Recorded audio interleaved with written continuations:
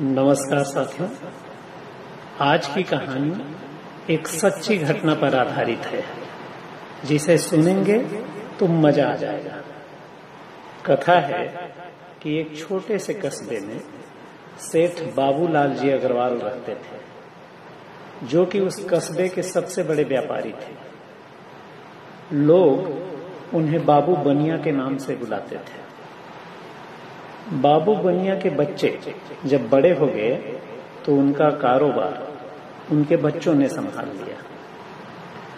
बच्चों ने उनके व्यवसाय को कई गुना आगे बढ़ाया। बाबू बनिया अधिकांशतः अपने घर पर ही रहते थे और अपनी दिनचर्या के अलावा भगवान लक्ष्मी नारायण जी की पूजा आराधना में मगन रहते थे। दूर दराज के लोगों को भी पता था कि बाबू बनिया भगवान लक्ष्मी नारायण के बहुत बड़े उपासक थे। वो दानी और दयालु किस्म के इंसान थे। इसीलिए लोग उनसे उनके घर मिलने तथा दान दक्षिणा लेने के लिए पहुंच जाया करते थे। बाबू बनिया कभी तो किसी को उम्मीद से ज्यादा दान देते थे, तो कभी किसी को फूटी कौड़ी भी नहीं देते और उल्टा गाली गलौज देकर भगा देते थे। लोगों को तो क्या, उनके घर वालों को भी पता नहीं चलता था कि वो किसे दान देंगे या किसे गाली। खैर, एक दिन किसी दूर शहर के एक भगत हाथ में सोटा, गले में रुद्राक्ष की माला और माथे पर तिलक लगाकर बाबू बनिया से मिलने आए। वेशभूषा से वो बिल्कुल बगुला भगत लग रहे थे एवं निरंतर अपने मुंह से नारायण हे लक्ष्मी नारायण, नारायण हे लक्ष्मी नारायण का जाप कर रहे थे। बाबू बनिया से मिलकर भगत ने कहा कि कल रात मेरे सपने में साक्षात लक्ष्मी नारायण जी आए थे। बोले कि भक्तराज, हम तुम्हारी प्रार्थना से अति प्रसन्न हैं और चाहते हैं कि तुम इस शहर में हमारा एक भव्य मंदिर बनवा दो। भक्तराज ने कहा कि इच्छा तो मेरी भी है प्रभु, पर मंदिर बनवाने में तो बहुत पैसे लगेंगे। इतने पैसों का इंतजाम मैं भला कैसे कर पाऊंगा। तो भगवान बोले कि पैसों की चिंता तुम बिल्कुल मत करो। तुम अमुक कस्बे के बाबू बनिया के पास जाओ। वो हमारे परम भक्त तो हैं ही, साथ ही दानवीर भी। पैसों का सारा इंतजाम वो कर देंगे। तुम्हें तो बस जाके उन्हें बताना है और फिर मंदिर निर्माण का कार्य पूरा करना है।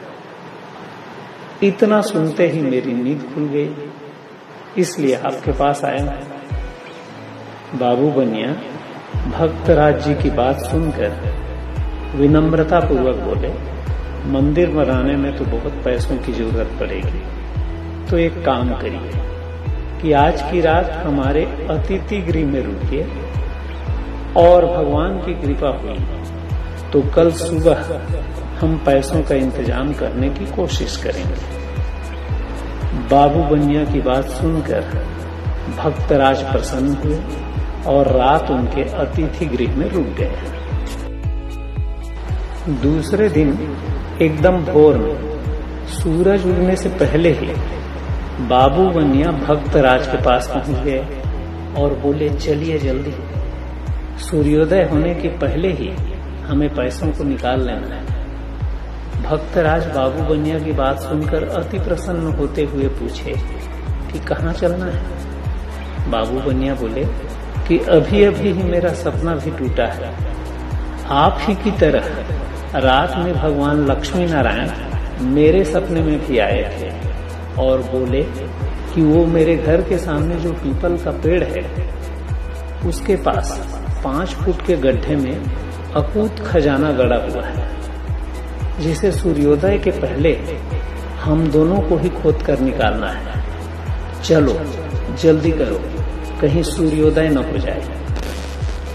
बाबू बनिया की ओर संदेह भरी निगाहों से देखते हुए बगुला भगत ने पूछा कि और कहीं खजाना नहीं निकला तो बाबू बनिया ने कहा कि बिल्कुल तुम्हारी ही तरह मुझे भी सपने में संदेह हुआ कि कहीं खजाना नहीं निकला तो मैंने हिम्मत करके भगवान लक्ष्मी नारायण से पूछ ही लिया कि प्रभु, वैसे तो आप अंतर्यामी हैं, लेकिन खजाना कहीं नहीं निकला तो भगवान बोले कि यदि खजाना नहीं निकला तो उस गड्ढे में भक्तराज को ही गाड़ देना। इतना सुनना था कि बगुला भगत अपना सोंटा और लंगोटा लेके जो भागा कि उस कस्बे से बाहर जाकर ही दम लिया। कहानी में आगे क्या हुआ ये तो पता नहीं, पर आजकल धर्म के नाम पर पाखंड या अधर्म का ही बोलबाला है, इसमें कोई दो मत नहीं है। ऐसे ही बगुला भगत के संदर्भ में बचपन में सुनी गई एक कविता की कुछ लाइन्स याद आ रही है, जिसे आप भी सुनिए कि बगुला भगत कहाता है, मछली पकड़ चबाता है, तन का उजला मन का काला, पड़े न ऐसे जन से पाला। मुझे सुनने के लिए बहुत बहुत धन्यवाद।